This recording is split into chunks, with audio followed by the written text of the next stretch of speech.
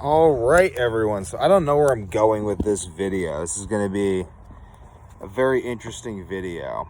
But Moses beat Rameses. Moses defeated the Demi-God of Egypt. Really, wrap your head around this. So the Exodus story is the archetype of the people freeing themselves from slavery, the people being freed from slavery. So you have this oppressed people, the Israelites, who became oppressed in ancient Egypt through similar means to how we're becoming oppressed today, honestly. Just increased oppression, reduced freedom, until, lo and behold, the ancient Israelites are slaves, and they just have to do whatever Pharaoh says, or, get whatever vaccines Pharaoh says, or they lose their jobs, they can't eat, they can't shop, they lose their homes, all this stuff, Just typical stuff that doesn't happen anymore.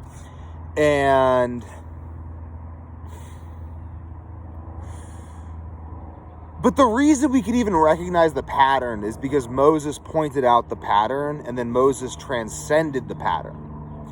Moses was the first person, really understand this. You have to understand pre-Noah history. You have to understand history before the flood if you want to really understand Egypt and really understand Moses. Okay, so let's get into it, guys. Are you ready to really understand some real history? So the Vedas, the oldest books in the world, the Vedas are based on the pre-flood religion, the pre-flood society, as much as can be based. And basically, we have this ancient society, ancient Egypt, much, much, much older than anyone's imagined. Let's get into ancient Egyptian history for a second. So, for starters, Egyptologists discount the majority of recorded Egyptian history because they don't understand it, because it claims that Egypt is 26,000 plus years old. They're like, oh my God, that's impossible. Ancient Egypt can't be 26,000 years old. Yeah, ancient Egypt is 26,000 years old. The Sphinx is 26,000 years old. These things are ancient. Ancient Egypt was the first civilization to come out of, I'm pretty sure, ancient Egypt was the first civilization to come out of the flood. You have Hammurabi and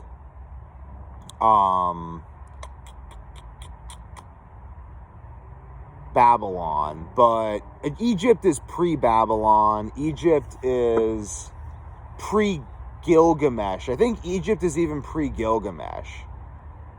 At least the Egyptian history that Graham Hancock and these sorts of people talk about, if you want to go look at Fingerprints of the Gods.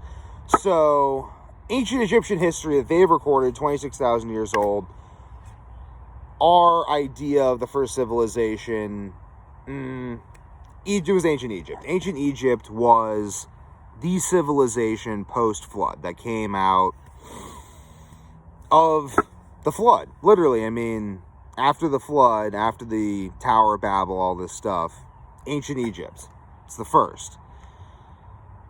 I am not a historian, so this is my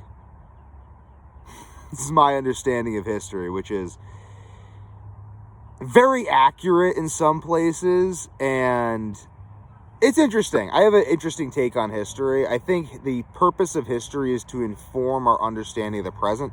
I think the Bible is honestly our most accurate record of ancient history. I think it is. I think there's a lot of other accurate records of ancient history, but I try to verify everything against biblical history simply because you have Jews, Muslims, and Christians who all agree to the same history. And there's also so if you go into the Bible and you see the story of Joseph going into Egypt, it's a crazy story. Joseph actually saves Egypt from a famine. He becomes Pharaoh's right-hand man. Pharaoh trusts him. And you're like, wow, that's crazy. There's probably something in ancient Egyptian history that would indicate that this actually happened, some way of verifying this, a monotheist coming into this polytheistic culture, there'd be some record of it. Actually, there is. There's Amun-Ra.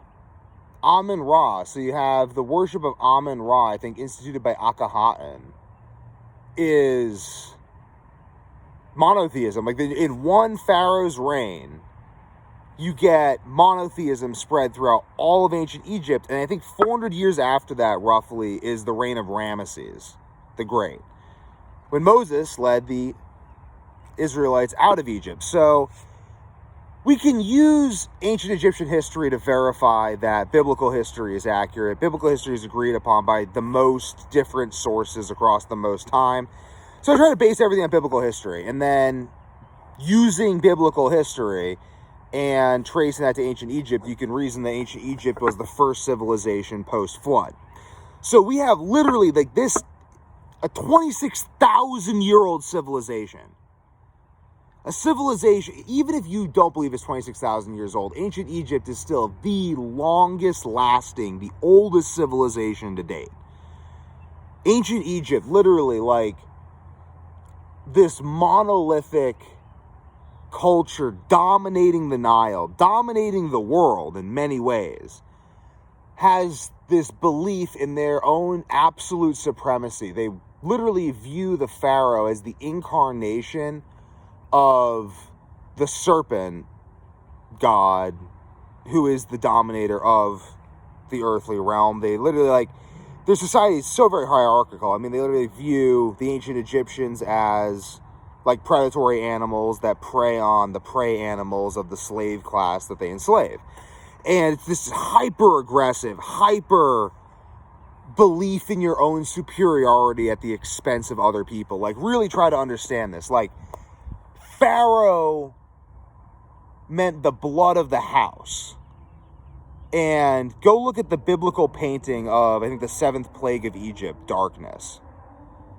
And it's a beautiful painting. You look at the grand architecture of ancient Egypt. You look at the scale of ancient Egypt. You look at the time scales that ancient Egypt thought in. You think about literally, like, we only pull from scientific literature that's like, what, like 500 years old?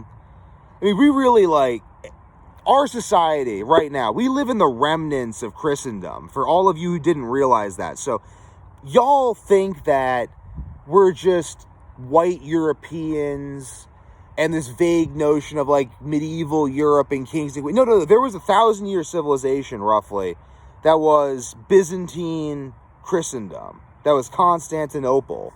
That was ruled from Constantinople. There was a unified, or largely unified, Christendom and largely unified Christian culture that gave birth to the world as we understand it today and then collapsed.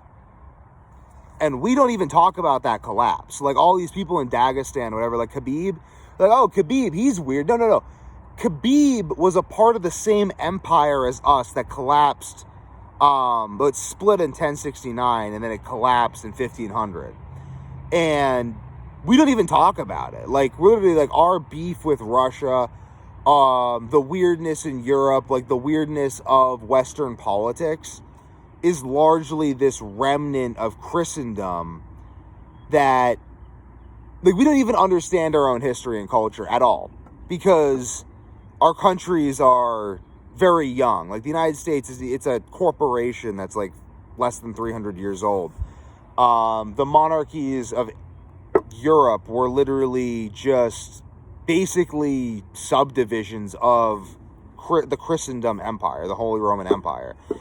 And I mean, literally, like, our whole culture comes from that way of thought. And we barely, like, the Library of Alexandria was burned. Like, all our knowledge in the West died. We don't have knowledge in the West, really. Like, we don't have a knowledge tradition in the West because the Library of Alexandria was burned, Constantinople fell. Where are our great ancient libraries? We don't have great ancient libraries. All of our books are in English. I mean, there aren't even that, like, there's a lot more books that we could have that we don't have because they were all destroyed. So anyway, you have ancient Egypt. Never had that happen for 26,000 years. Pharaohs, considered gods, ruling this monolithic empire that dominated. I mean, yes, you have the upper and lower kingdoms at different points in time, but, like, Egypt We still use the symbolism of Egypt today. Greece itself was really like capitalizing on the weakness of the Egyptian empire. Rome was a continuation of Greece, and we are a continuation of Rome. We live in the shadow of ancient Egypt. This culture that unchallenged for thousands of years, unchallenged, they viewed themselves as gods because they were unchallenged for thousands of years. Enslaved the ancient Israelites, enslaved the world. The whole world pays them fealty and tribute. Along comes Moses. So first of all, Pharaoh demands that all the firstborn, or all the men of the Israelites be killed. Leaves a scar upon an entire race. Just imagine what that does to like the genetics of your race. So like look at like France, for instance. Like I talked to a French guy once, and he told me that that France was full of weak men because all the strong men died during World War II. This is just what he told me. He said that's why France is liberal now. Because all the strong men who would have been conservative died in World War II. I'm like, oh. Huh. Like having all the strong men of a generation die off leaves a scar upon a race of people. Look at France. Look at crazy abortion rates. I mean, they condemn themselves by killing their own offspring because they don't believe in their own people. That's what it is. So basically, Pharaoh does this, scars an entire race of people, enslaves an entire race of people. I am God. I am Pharaoh. Pharaoh speaks. I am the morning and the evening star. As I say, it shall be written. I mean, ancient Rome had an arrogance that they believed they could define reality to a large degree, and that was their disagreement with Christ, ultimately. Pilate, what is truth? Truth is what we say. We are Rome. Pharaoh believed the same thing. It's the same idea. It's the same, I am Pharaoh. I am the morning and the evening star. As I say, it shall be written. Defines history. I mean, literally, like ancient Egypt, you don't have reliable history of ancient Egypt. I mean, in some ways, it's not reliable. It's just not reliable. I mean, there's a lot of interesting stuff in hieroglyphs, but it's not reliable because the pharaohs would just dictate what reality was. Like 1984, like just, no, this is reality. I am Pharaoh, and they have magicians that can do God knows what. I mean, I subscribe to the idea that there's a lot of stuff that we don't know. So make of that what you will. I don't think that this modern society in which people die of cancer for reasons no one can explain, and people are fat, morbidly obese, and erectile dysfunction is growing faster than the GDP. Yeah, and that society, this one we live in with the erectile dysfunction and stuff, we don't know everything. So it'd be very arrogant of us to look at ancient Egypt from a place of complete ignorance, having our Library of Alexandria burned. We have no fucking knowledge of history. We don't know shit. They had 26,000 years of history. And say, yeah, you guys, all the magic stuff you talk about, that's all made up. We know everything. Sure we do. Of course. Wouldn't be surprised if there's a spaceship buried in the goddamn Sahara Desert. Really, like, we have no idea what this earth is. Like, I go on walks every day, and I barely see anyone. So and I live in a city, like, for how little curiosity people have, for how narrow-minded our science and research is, for us to consider we have some sort of supremacy that is unmatched is, we do have a cool supremacy. No, like, you gotta give it to us. We have a cool supremacy, but, like, we do not have total knowledge. I think we maybe know 3% of what's going on Earth that pertains to human life. Not even, like, the most interesting 3%. Like, it's just 3%, you know? So here we have Egypt. This unchallenged civilization. I don't really know what the extent of their technological might was, but they were evidently pretty impressive because people thought that, like, holy cow, Moses is going to throw down with Pharaoh. So, but regardless of Moses' magic duel with Pharaoh, regardless of the historicity of miracles, though I believe in the historicity of miracles, there's just too much evidence. I don't have enough faith to be an atheist.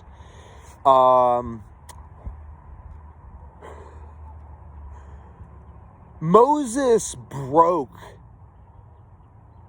the spell of Egypt. He broke the pattern of eternal slavery.